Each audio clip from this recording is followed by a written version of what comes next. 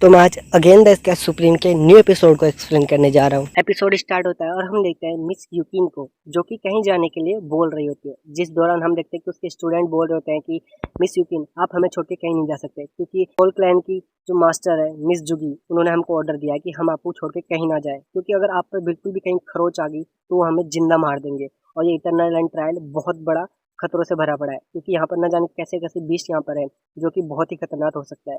तो हम अकेला आपको कहीं नहीं जाने देंगे। अगर आप कहीं जा रही हो तो प्लीज हमको भी साथ ले जाए। जिसके बाद यूकी उन पर गुस्सा करती है और बोलती है कि नहीं, मैं तुमको कहीं नहीं ले जाने वाली। और हाँ, अगर कोई खतरा इतना बड़ा होगा कि मैं उसे हैंडल नहीं कर पाऊंगी, तो मुझे लगता है कि तुम भी उन्हें नहीं रोक पाओगे और मेरी जान वैसे भी जाएगी। इसलिए तुम मेरे पीछे आके अपनी जान जोखिम में मत डालो। ये चीज बोलने के बाद वो अपनी स्पीड बोट बाहर निकालती है और वहां से जाने लगती है। जिसके बाद वो बोलती है कि तुम गलती से मेरा पीछा मत करना, वरना मैं ही तुमको मार दूंगी। ये सब चीज बोलने के बाद वो वहां से चली जाती है। तभी हमें थोड़ी देर के बाद का सीन दिखाया जाता है, जहाँ पर मिस यूकिन उसी जगह पर आ जाती है जहाँ पर टू हेड ड्रैगन ने उन पर अटैक किया था, जहाँ पर वो टेंग्यू की खोज कर रही होती है। वो चारों तरफ ढूंढ रही होती है कि टेंग्यू कहाँ होता है, लेकिन टेंग्यू से बिल्कुल भी कहीं नहीं मिल रहा होता है, ना ही मिस गोंगसो। जिसके बाद वो वहाँ पर जोर जोर से टेंग्यू टेंग्यू करके चिल्ला रही होती है, लेकिन हम देखते हैं कि उसको रिप्लाई में कोई आंसर नहीं दे रहा था, जिससे उसको लगता है कि टेंग्यू यहाँ पर मारा जा चुका है। और वो अपने आप को कोसती है और बोलती है कि आज जो टेंग्यू मर चुका है यहाँ पर, वो शायद मेरी वजह से होगा, तो प्लीज टेंग्यू तुम मत मरना। जिसके बाद वो वहाँ पर और ज्यादा रोने लगती है। तभी हम देखते हैं कि वो अपने पावर का इस्तेमाल करती है और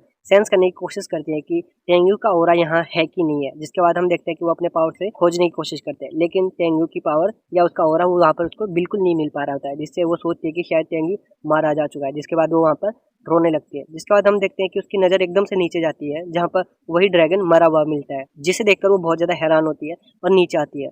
और वो खुश भी होती है, जिससे वो समझ जाती है कि टेंग्यू ने आखिरकार इस ड्रैगन को मार दिया और टेंग्यू बिल्कुल सही सलामत है। तभी हम देखते हैं कि यूकिन उसकी बॉडी पर एकदम से गौर करती है कि उस ड्रैगन की बॉडी तो एकदम सूख गई है और एकदम से अजीब हो गई है, जिससे वो समझ चुकी होती है कि इसके दोनों सर से उस टेंग्यू ने पिल्स निकाली होती है, एक तो विंड और थंडर पिल, दोनों पिल निकाली है, जिससे ये चीज सोच के वो बहुत ज्यादा खुश होती है। तभी वो एकदम से सोचती है कि मैं खुश क्यों हो रही हूँ और टेंग्यू के मरने पर दुखी क्यों जता रही हूँ। जिसके बाद वो चीज ये समझ नहीं पाती और वो बोलती है कि क्या पास्ट में मेरा टेंग्यू के साथ कोई रिलेशन था जिसे मुझे आज याद नहीं आ रहा। जिसके बाद वो बोलती है कि भले ही मुझे आज कुछ याद नहीं है, लेकिन मैं इस चीज का जरूर पता लगाऊंगी कि टेंग्यू के साथ मेरा क्या रिश्ता है। जिसके बाद सीन शिफ्ट होता है और हमें दिखा जाता है टेंग्यू, मेंगे, जियान और सिम्बा को, जो कि रियल गॉड एबिस के सेंटर पर आ चुके होते हैं, जहाँ पर टेंग्यू सिम्बा को रोकने के लिए बोलता है और वहाँ पर वो स्कैन करने लगता है चारों तरफ। जिसके बाद मेंगे उसे बोलती है कि टेंग्यू आखिरकार तुमने सिम्बा को यहाँ रुकने के लिए क्यों बोला। जिसके बाद टेंग्यू बोलता है कि मुझे यहाँ कुछ अजीब महसूस हो रहा है, क्योंकि सोल क्लैन और इटर्नल इमोर्टल सेट के बंदे और बंदों पर अटैक कर रहे हैं, ताकि वो अपना रास्ता साफ कर सके। और मुझे महसूस हो रहा है कि इंसेट सोल के भी कुछ बंदों को उन्होंने मार रखा है, जिसके अंदर वो बोलता है कि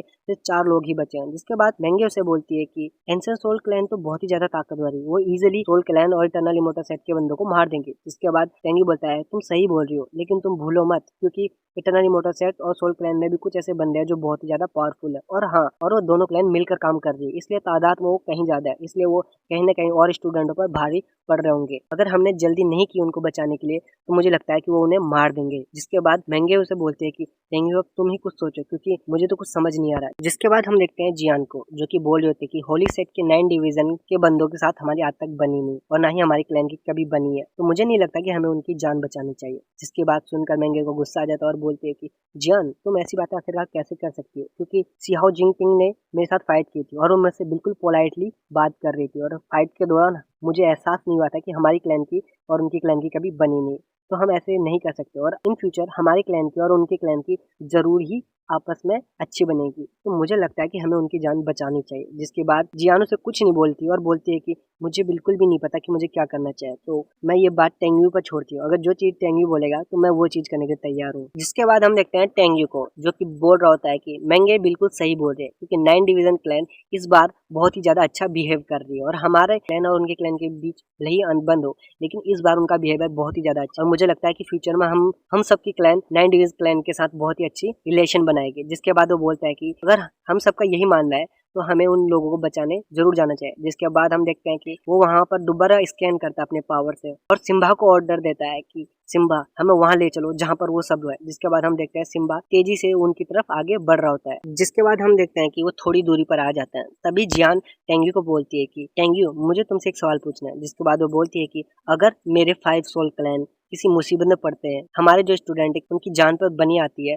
क्या तुम उनकी जान बचाओगे? जिसके बाद टेंग्यू साफ मना कर देता है और बोलता है कि मैं उनकी जान कभी नहीं बचाने वाला। जिसके बाद जियान ये बात सुनकर बहुत ही ज्यादा उदास हो जाती है। जिसके बाद टेंग्यू से बताने लगता है कि क्या तुम भूल गई कंपटीशन के दौरान सोल क्लैन, बीस्ट क्लैन और तुम्हारा क्लैन सभी मुझे मारने की कोशिश पे थे, और तुम्हारे जो मास्टर है वो बहुत ही ज्यादा घटिया किस्म के हैं, क्योंकि कंपटीशन के दौरान उन्होंने फेयर तरीके से मुझसे कभी फाइट की ही नहीं, वो बस मेरी जान लेना चाहते थे, भले ही चाहे किसी भी कीमत में। और तुम बोल रही हो कि तुम मेरे क्लैन की रक्षा करोगे। जिसके बाद वो बोलता है कि तुम अपने क्लैन की रक्षा करवाने की बात कर रहे हो, अगर तुम्हारे क्लैन का कोई बंदा मुझे मिलता है तो मैं अपने हाथों से खुद ही उसको मार दूंगा। जिसके बाद टेंगी और भी ज्यादा गुस्से से उसके क्लैन के बारे में और ज्यादा बुराई करता है। जिसके बाद जियान उसको कुछ नहीं बोल पाती और बोलते हैं कि आखिरकार जो तुम्हें करना है तुम कर लेना, मैं तुम्हें अब कुछ नहीं बोलने वाली। जिसके बाद जियान उसे बोलती है कि मेरी एक लास्ट रिक्वेस्ट, अगर मैं तुमसे बहुत ज्यादा रिक्वेस्ट करूँ और गिड़गिड़ाऊं तुम्हारे सामने, क्या तुम तब भी मेरी ही बात नहीं मानोगे? जिसके बाद टेंगी बोलता है कि नहीं, मैं तुम्हारी बात कभी नहीं मानने वाला, मैं तुम्हारे लिए चाहे कुछ भी कर सकता हूँ, लेकिन तुम्हारे क्लैन के जो स्टूडेंट्स और डिसेबल्स हैं मैं उनके लिए जान तो कभी नहीं बचाने वाला। प्लीज तुम मेरी ये बातें समझो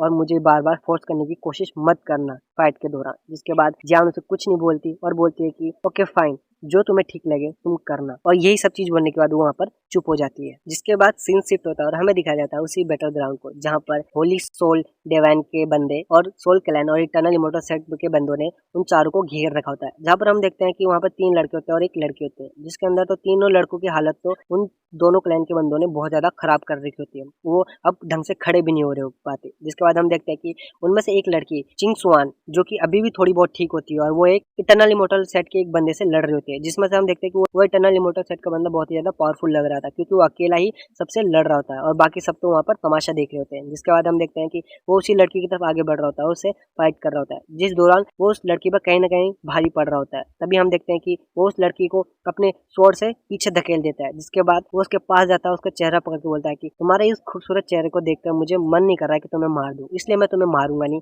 मैं तुम्हें अपनी वाइफ बनाऊंगा। जिसके बाद ये बात सुनकर वो लड़की अपनी स्वॉर्ड से उस पर अटैक कर देती है, लेकिन वो लड़का पीछे हट जाता है और बोलता है कि तुम्हारे इस अग्रेशन वाले फेस को और तुम्हारे इस अग्रेशन वाले बिहेवियर पर तो मैं फिदा हूँ, इसी कारण से मैं तुमसे इतना ज्यादा प्यार करता हूँ और तुमसे बोल रहा हूँ कि तुम मुझसे लड़ो मत और मुझसे शादी कर लो। जिसके बाद वो लड़की बोलती है कि तुम्हारी हिम्मत कैसी हुई है सब चीज बोलने की, अगर तुमने मुझसे लड़ाई की तो मैं तुम्हें मार दूंगी, अगर तुम मुझे मार सकते हो तो मुझे मार दो, वरना तुम इसके बाद बहुत ही ज्यादा पछताने वाले हो। जिसके ये सब चीज बोलने के बाद ये एपिसोड यहाँ पर ही खत्म हो जाता है।